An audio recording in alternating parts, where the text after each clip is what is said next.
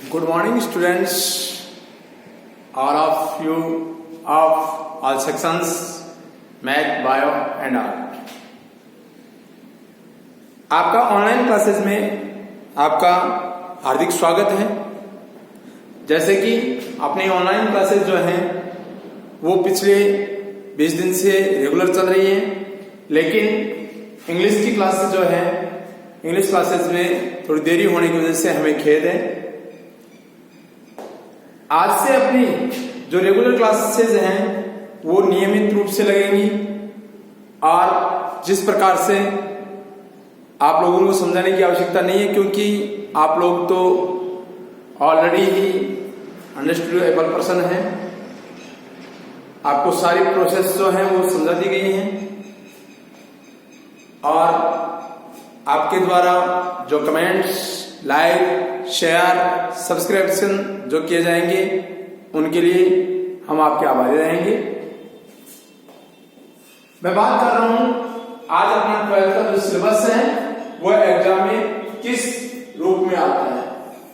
ये complete syllabus आपके सामने है। इस सिलेबस को हमें किस प्रकार से इसे तैयार करना है, ये तैयार करने वाली जो प्रोसेस है उनके बारे में देखना है और इसके साथ साथ क्या क्या हमारे आने वाली चीजें हैं उन चीजों के बारे में हमें यहाँ थोड़ा सा समझना है।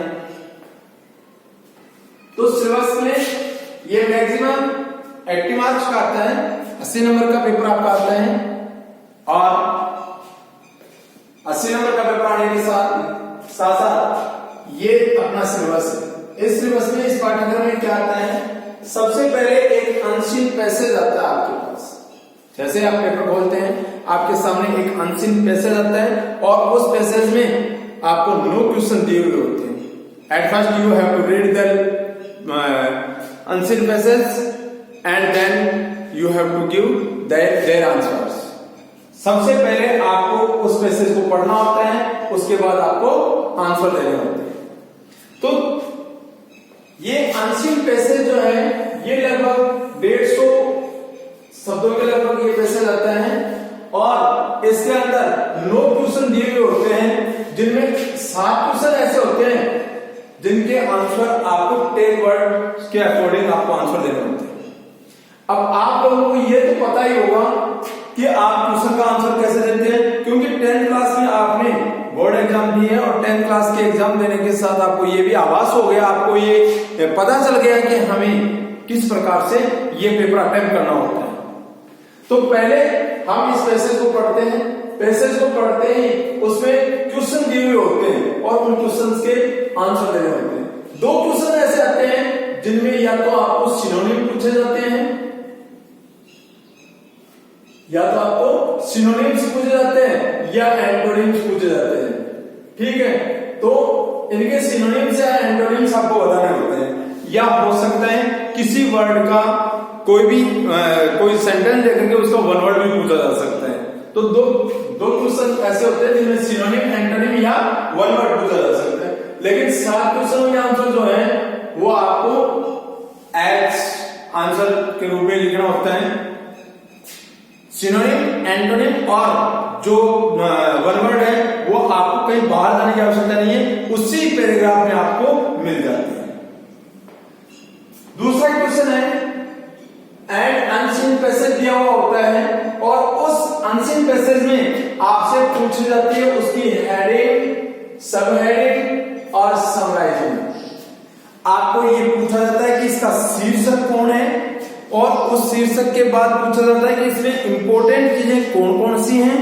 उन इंपॉर्टेंट चीजों के बारे में आपको इंडिकेट करना होता है कि ये इंपॉर्टेंट चीजें हैं इसमें। उस सेकंड ऑफ द क्वेश्चन को सॉल्व करने के लिए अपन पॉइंट नंबर 1, 2, 3, 4, 5, 6 इस प्रकार से ये पॉइंट लगाते हुए और जो इंपॉर्टेंट चीज है, इंपॉर्टेंट नोट्स हैं, उनको हम एक सेंटेंस, डेड सेंटेंस या 2 सेंटेंस में कंप्लीट करते हैं। उसके अंदर गुण या दोष क्या है, क्वालिटीज क्या है वो हम बता सकते हैं। इसके साथ साथ उसका महत्व क्या है, इंपॉर्टेंस क्या है वो भी हम इनमें बता सकते हैं। ठीक है, ये 9 नंबर के क्वेश्चन आते हैं। 9 नंबर आपके पैराग्राफ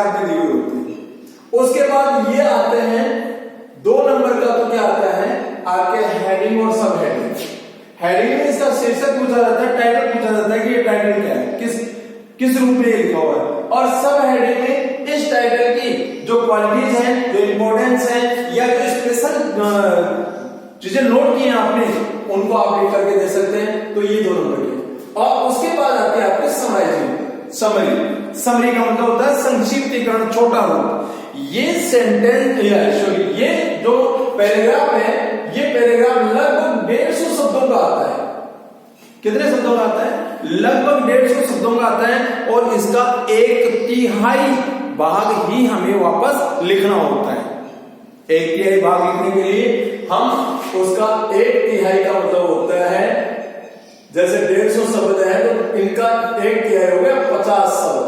अपन को 50 शब्द ही लिखने होते हैं, न कि पूरा का पूरा वो पैराग्राफ है वो उतारा जाए, बल्कि उसमें हम लोग जो है वो मेन चीजें जो है उनको उतारते हैं। और मेन चीजें उतारने के साथ साथ कुछ चीजें ऐसे हैं, जैसे चूंकि का कहीं प्रयोग आ गया तो हम चूंकि न लिख करके इस प्रकार से लिख देंगे।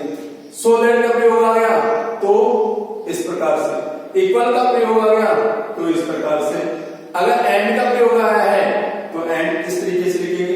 तो इस प्रकार से अपन इनको लिखते हुए क्या करेंगे कि इनको केवल 50 शब्दों में लिखना है। और ये 6 नंबर आप अगर थोड़ी सी मेहनत करोगे, थोड़ा सा ध्यान दोगे, तो ये 6 नंबर आपके पेपर में पड़े हुए हैं, कहीं बाहर जाने की आवश्यकता नहीं। पहला शीर्षक, इसकी हेडिंग, दूसरा उपशीर्षक, उसकी सब हेडिंग, और तीसरा समराइजिंग, जो कि आपको केवल शॉर्ट रूप देना है। तो ये 2 क्वेश्चन के 9 और 15 नंबर के क्वेश्चन जो है ये आपके पेपर में होते हैं। इनके लिए कोई अलग से माथापच्ची नहीं करनी होती है, कोई माथाफोड़ी नहीं करनी होती है।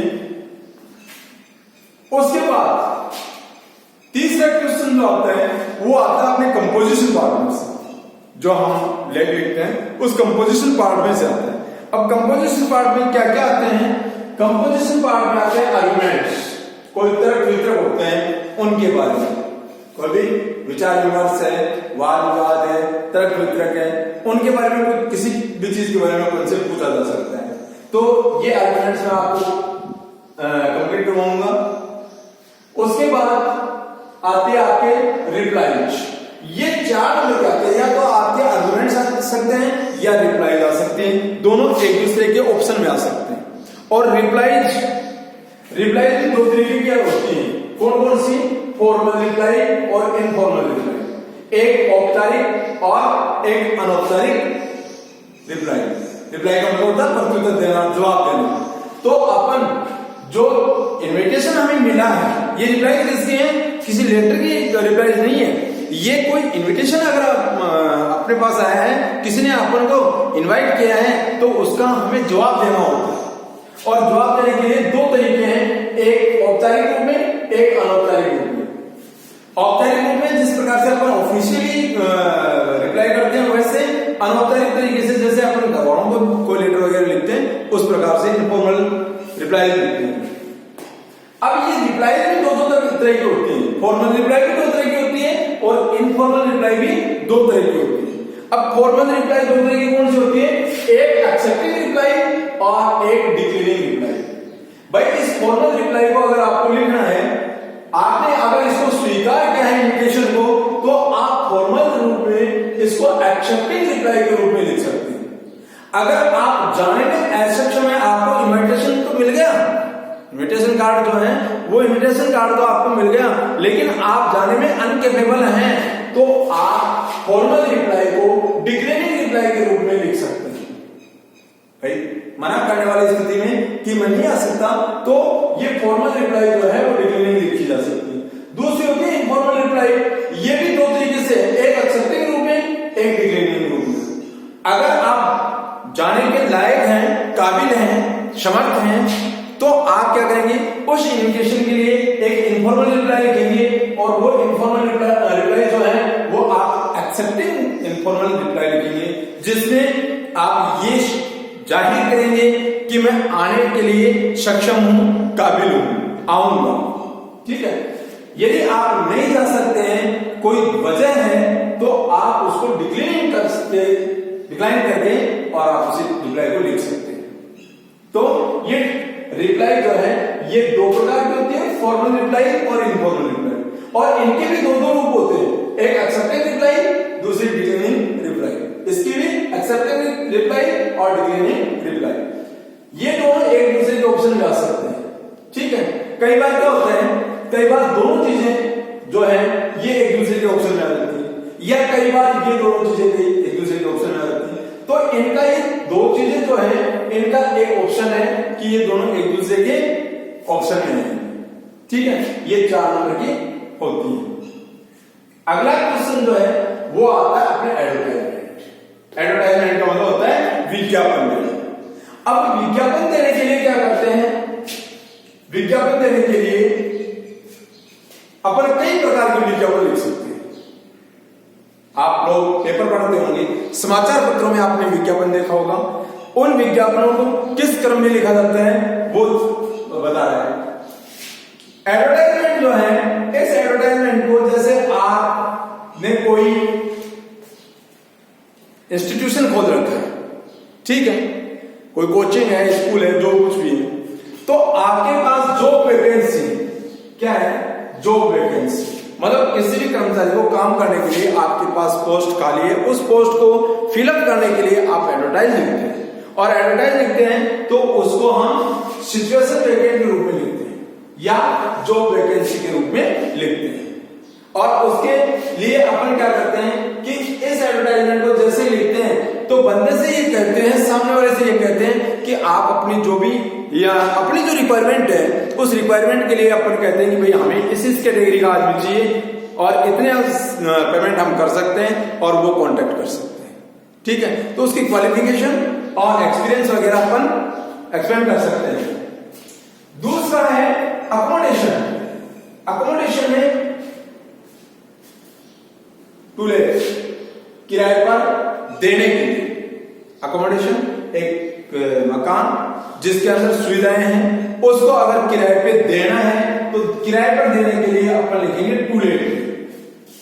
किसमें लिखेंगे, टू लेट। भाई अपने पास कोई भी बिल्डिंग है, मकान है, कोई पोर्शन है ऐसा फ्लैट का, या फिर अपने पास कोई खाली प्लॉट है जिसको अपन किराए पे देना चाहते हैं, तो उसके लिए लिखेंगे अपन टू लेट। ठीक है, और अगर अपन को किराए पे लेना है, अपन कहीं दूसरी जगह गए हुए हैं, वहां पर अपन जॉब कर रहे हैं और हमें क्या चाहिए, मकान चाहिए, फ्लैट चाहिए, तो उसके लिए अपन क्या करते हैं, वांट और ब्रैंड के ऊपर एक एडवर्टाइजमेंट लिखते हैं कि मुझे इस कैटेगरी का, इस क्वालिटी का मकान चाहिए या फ्लैट चाहिए या फिर कोई ऑफिस के लिए जगह चाहिए, तो उनके लिए अपन किराए पे लेने के लिए भी अपन एडवर्टाइजमेंट लिख सकते हैं। ठीक है, उसके बाद शेयर और परचेज, खरीदने या बेचने को। मान लो आप एक गाड़ी खरीदना चाहते हैं या एक फ्लैट खरीदना चाहते हैं, तो उसके लिए आप ये तर्क दोगे कि मुझे इस कैटेगरी का फ्लैट चाहिए, कौन सी उसकी जो सिचुएशन है वो कहां होनी चाहिए, ये सारी चीजें आपको लिखनी होती है। उसमें इलेक्ट्रिसिटी जो कनेक्शन है वो है या नहीं है, वाटर फैसिलिटीज आदि के बारे में आप इंक्वायरी करते हुए और जो मकान है उस मकान को खरीद या बेचने के लिए लिख सकते हैं। या मान लो आपके पास कोई फ्लैट है, बिल्डिंग है, उसको आप बेचना चाहते हैं, उसके अंदर कौन कौन सी फैसिलिटीज है उसके बारे में आप लिख करके और एडवर्टाइज कर सकते हैं। खरीदने के लिए और बेचने के लिए अपन व्हीकल को भी काम में ले सकते हैं। मान लो आपके पास कोई स्कूटर है, मोटरसाइकिल है, गाड़ी है, तो उस गाड़ी, स्कूटर, मोटरसाइकिल आदि को बेचना या खरीदना है, तो बेचने के लिए अगर आपके पास अवेलेबल है, आप बेचना चाहते हैं, तो बेचने के लिए कौन सा मॉडल है, कैसा कलर है, कितनी चली हुई है, क्या कीमत है।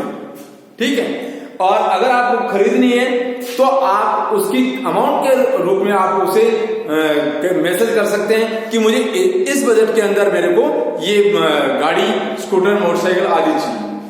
ठीक है, उसके बाद लॉस्ट एंड फाउंड। मान लो या तो आपकी कोई वस्तु खो गई हो या फिर आपको मिली हो।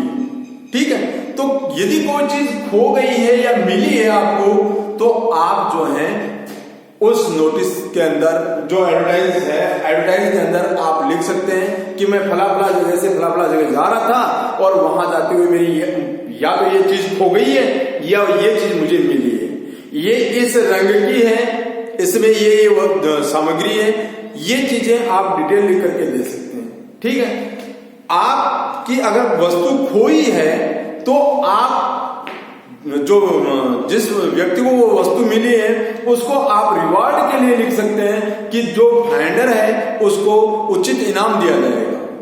अगर आपको मिली है तो आप एक्सप्लेन कर सकते हैं कि मेरे ये नंबर है, टेलीफोन नंबर है, और जो ऑनर है वो लीगल प्रूफ के साथ आए, जो जायज प्रमाण उसके पास है कि वास्तव में ये चीज उसी की है, उस जायज प्रमाण के साथ में आए। अगर फ्रॉड है तो उसको सजा भी हो सकती है। ठीक है, उसके बाद है मैट्रिमोनियल्स। मैट्रिमोनियल्स में यह है वैवाहिक। आप लोग समाचार पत्र में पढ़ते होंगे और समाचार पत्र में ये मैट्रिमोनियल्स एडवर्टाइजमेंट जो है वो लिखे हुए आते हैं। जैसे किसी भी जाति के संबंध में कहा जा सकता है कि इस जाति की इतने साल की ये लड़की है या लड़का है, इस पोस्ट पे है या ये वर्क करता है, इसके लिए वधू चाहिए या वर चाहिए। तो ये मैट्रिमोनियल जो है वो लड़के और लड़के दोनों के लिए लिखे जा सकते हैं। तो ये जो एडवर्टाइजमेंट है ये 7 नंबर के आते हैं। ठीक है, उसके बाद है नोटिस, और ये दोनों चीज एक दूसरे के ऑप्शन में आती है, नोटिस और एडवर्टाइजमेंट। नोटिस ये डिपार्टमेंट के नोटिस होते हैं और पर्सनल भी होते हैं। डिपार्टमेंट के नोटिस जब हम लिखते हैं तो सबसे पहले हम उस नोटिस में हमारे कार्यालय का नाम लिखेंगे या विभाग का नाम लिखेंगे। जो भी डिपार्टमेंट है, डिपार्टमेंट का नाम हम लिखेंगे। उसके बाद उसमें डेट लगाएंगे, नोटिस लिखेंगे, नोटिस का सब्जेक्ट लिखेंगे कि किस सब्जेक्ट के ऊपर ये नोटिस लिखा जा रहा है। ठीक है, और उस नोटिस को हम पब्लिश करेंगे, मतलब लोगों की नोटिस में डालेंगे। एक होते हैं पर्सनली। पर्सनली में क्या होता है कि हमें डिपार्टमेंट का नाम नहीं लिखना होता है, क्यों नोटेट करना होता है, उसमें नोटिस ही लिखा जाता है। और उसके बाद आपके साथ जो ट्रेजेडीज हैपन हुई है उनके बारे में आप अवगत करवा सकते हैं। ठीक है, उसके बाद है आपका एक पोस्टर मेकिंग। पोस्टर मेकिंग में क्या होता है, पोस्टर मेकिंग में आपको एग्जामिनर लिख करके दे सकता है कि आपको जैसे आई डोनेट है, सेव वाटर है, स्मोकिंग इज डेंजरस है, ठीक है, और be kind for the animals. तो ऐसे आपको लिख करके दे सकते हैं। आपको वहां पर पोस्टर बनाना होता है, जिससे पोस्टर बनाने के लिए आपको चित्रकारी करनी होती है। हालांकि ड्राइंग स्टूडेंट्स जो हैं वो इस मामले में माहिर होते हैं, लेकिन अधिकतर सारे बच्चे एक जैसे नहीं होते। तो इसमें क्या है, इसके अंदर आपको क्या करना होता है, पोस्टर बनाना होता है, मतलब चित्रकारी करनी होती है, और चित्रकारी करके और उसके अंदर शो करना होता है। ये सारी चीजें मैं आपको आगे की क्लास में एक्सप्लेन करूंगा। उसके बाद है रिपोर्ट राइटिंग या फैक्चुअल डिस्क्रिप्शन। रिपोर्ट राइटिंग या फैक्चुअल डिस्क्रिप्शन। रिपोर्ट, कोई भी रिपोर्ट आप लिख रहे हैं तो उसमें अपन क्या करते हैं कि सबसे पहले अपन सब्जेक्ट के बारे में लिखते हैं, उसके बाद यहां लिखते हैं बाई, किसके द्वारा लिखा जा रहा है, आपका नाम, फिर लिखेंगे रिपोर्टर, कौन सी न्यूज़पेपर का है, ये अपन एक्सप्लेन करेंगे। ठीक है, उसके बाद यहां लिखना शुरू करेंगे, मैं 5 माह से लिख रहा हूं, ये तारीख है, और उसके बाद उस रिपोर्ट में जो हमारा सब्जेक्ट है उसके बारे में अपन एक्सप्लेन करते हैं। ठीक है, एक होता है फैक्चुअल डिस्क्रिप्शन। फैक्चुअल डिस्क्रिप्शन का मतलब होता है आंखों देखा वर्णन। मान लो आप जा रहे थे, आपने कोई रोड एक्सीडेंट देखा, कोई घर में आग लगती हुई देखी, कोई ट्रेन में घटना घटित होते हुए देखा, बैंक में डकैती होती हुई देखी, किसी को मतलब मर्डर के रूप में या किसी को पीटने के रूप में आपने अगर आंखों देखा वर्णन देखा है तो वो फैक्चुअल डिस्क्रिप्शन आपको करना होगा। ये 7 नंबर है।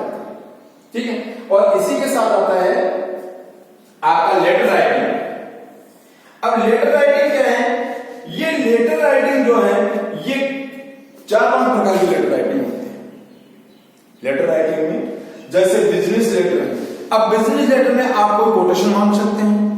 कोटेशन का मतलब किसी भी वस्तु की जो सारणी होती है कि मुझे किस रेट में बेचना होता है वो मांग सकते हैं। अगर आपको कोई ऑर्डर करना होता है तो ऑर्डर कर सकते हैं। ऑर्डर रिप्लेस करना होता है तो ऑर्डर रिप्लेस कर सकते हैं। और इसके साथ साथ यदि कोई भी डिफेक्ट कहीं आती है, कोई कमी कहीं आती है तो उसके बारे में लिख सकते हैं। इसके साथ साथ आपके लेटर होता है एक कंप्लेन लेटर। कंप्लेन लेटर में आप शिकायत दर्ज करवाते हैं। भाई आपने कोई आइटम खरीदा है, उसमें कोई डिफिकेशन आ गया तो आप उसकी शिकायत दर्ज करते हैं या शिकायती तौर के ऊपर आप उसको जो फर्म है, कंपनी है, उसको आप लेटर लिखते हैं। तो एक होता है बिजनेस लेटर, इसी से रिलेटेड एक कंप्लेन लेटर होता है। भाई व्यापारिक जो पत्र होते हैं, शिकायती पत्र भी व्यापारिक पत्रों के से रिलेटेड होते हैं। क्योंकि शिकायत किसको करेंगे? घर वालों को नहीं, जिससे अपन ने सामान लिया, बिजनेस कर रहे हैं, उस फर्म को अपन शिकायत भी कर सकते हैं। ठीक है, तो एक बिजनेस लेटर में तो कोटेशन वगैरह मांगा जा सकता है, ऑर्डर रिप्लेस किया जा सकता है, ऑर्डर किया जा सकता है। ठीक है, और उसके साथ साथ अपन कंप्लेंट भी कर सकते हैं। एक होता है लेटर टू एडिटर। मान लो आपका कोई संपादक है, संपादक जानते हो? संपादक जो समाचार पत्र छापने वाला है, उस समाचार पत्र वाले संपादक को आप एक कोई भी पत्र लिख सकते हैं।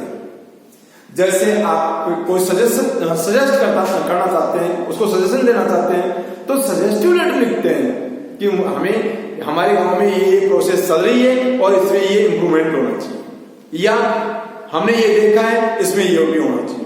तो आप उसको सजेस्ट करते हुए और एडिटर को लेटर लिख सकते हैं। एक लेटर टू कलेक्टर। अब कलेक्टर को लेटर कौन सी विषम परिस्थितियों में लिखा जाता है?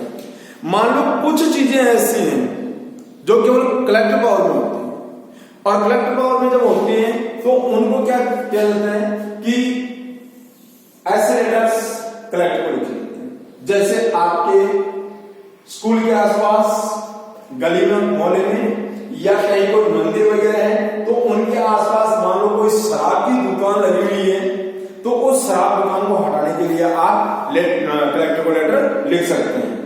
ठीक है, इसके साथ साथ मान लो नॉइज पोल्यूशन ज्यादा हो रहा है और आपकी जो एनुअल एग्जाम्स है, हाफ ईयरली एग्जाम्स है, या आपकी स्टडी जो डिस्टर्ब हो रही है तो उसके